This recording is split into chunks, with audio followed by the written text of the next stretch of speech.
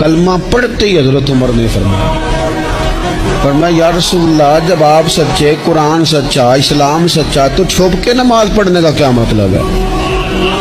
فرمایا ابھی تعداد ہی کوئی نہیں، 40 تو مسلمان ہیں۔ عرض کی حضور مہربانی کریں نا، آپ صرف اجازت دیں۔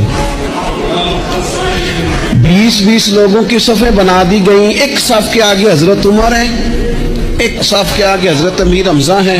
جناب عمر کہنے لگے چونکہ آپ اللہ کے رسول ہیں تو لہذا نماز بھی آج اللہ کے گھر میں پڑھی جائے گی۔